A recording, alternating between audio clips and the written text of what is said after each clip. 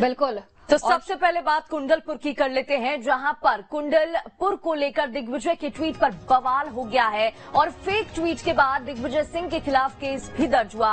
BJP प्रदेश अध्यक्ष VD Sharma ने दिग्विजय सिंह पर हमला बोला है। दिग्विजय सिंह के ट्वीट ने धार्मिक भावना भड़काने का काम किया, ये कहना है वीडी शर्मा का। बिल्कुल, वीडी शर्मा ने कहा कि पहले फेक ट्वीट करो फिर डिलीट करो। ये दिग्विजय सिंह का काम है, झूठ फरेब बोलकर जनता को भ्रमित करते हैं दिग्विजय सिंह। वीडी शर्मा की ओर से ये तमाम बातें कही गई हैं। तो कुंडलपुर संबंधित जानकारी भ्रामक और तथ्यहीन है, ये भी वीडी शर्मा ने कहा है। तो एक ट्वीट के बाद अब बवाल मच चुका है। हालांकि ट्वीट दिग्विजय सिंह की ओर से डिलीट कर दिया गया, लेकिन बीजेपी अब इस पर लीगल एक्शन लेने की बात कह रही है। बीजेपी के प्रदेश अध्यक्ष वीडी शर्मा ने जमकर निशाना भी साधा है। बिल्कुल, तो अब निशाना साधा जा रहा है और सियासत भी गर्माती हुई मामले पर नजर आ रही है। दिग्विजय सिंह वीडी शर्मा की ओर से ये बड़ा बयान दिया गया है। तो दिग्विजय सिंह के आने वाले वक्त में मुश्किलें और भी ज्यादा बढ़ सकते हैं। कुंडलपुर को लेकर दिग्विजय सिंह ने ट्वीट किया था और उस ट्वीट के बाद ही अब ये सियासी बवाल देखने को मिल रहा है। हालांकि ट्वीट डिलीट कर दिया गया, लेकिन ट्वीट डिलीट करने के बाद भी बीजेपी हमलावर है, बीजेपी ने निशाना साधा है। कुंडलपुर की मंदिर पर ट्वीट करके धार्मिक भावना भड़काने का काम किया है और बाद में पूछ दबा के भागे डिलीट किया है। ऐसे ही पहले एक मस्जिद को लेकर के किया था, वो भी डिलीट किया है। ऐसे ही पहले एक मस्जिद को लेकर के किया था, वो भी डिलीट किया। केवल इन्हें माफी मांगने की बात मैं नहीं कर रहा हूँ, इनके खिलाफ कड़ी कानूनी कार्रवाई होगी, कड़ी कानूनी कार्रवाई होगी। दिग्विजय सिंह जवाब देना पड़ेगा। धार्मिक भावना भड़काने का प्रयास कैसे किया, छोड़ा नहीं जाएगा, लीगल एक्शन होगा।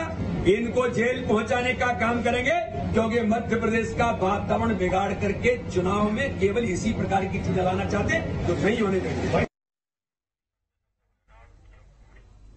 और चलिए अधिक जानकारी के साथ हमारे सहयोगी संजय इस वक्त जुड़े हुए हैं। संजय, जिस तरीके से इस ट्वीट के बाद अब दिग्विजय सिंह पर एफआईआर दर्ज हो गया, आने वाले वक्त में कितनी मुश्किलें बढ़ सकती है? बजरंग दल ने भी केस दर्ज कराया है।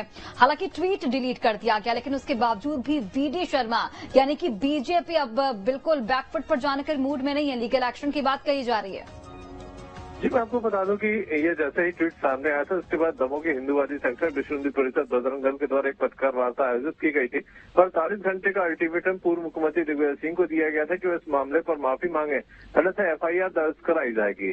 जब पूर्व मुख्यमंत्री दिग्विजय सिंह के द्वारा कोई प्रतिक्रिया सामने नहीं आई, क्योंकि पुलिस अधीक्षक इस ट्वीट को लेकर पहले ही कह चुके थे कि काफी भ्रामक है और इस प्रकार की कोई भी घटना यहाँ पर नहीं हुई है। इसके बाद बजरंग दल के द्वारा जो आवेदन था, उस पर बीती रात एफआईआर दर्ज हुई है।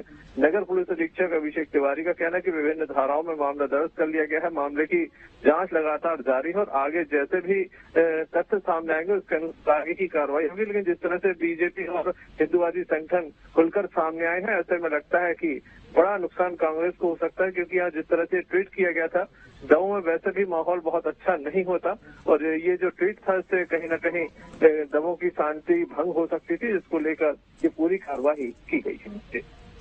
बिल्कुल, और ऐसे में अब सियासत गर्माती हुई नजर आ रही है।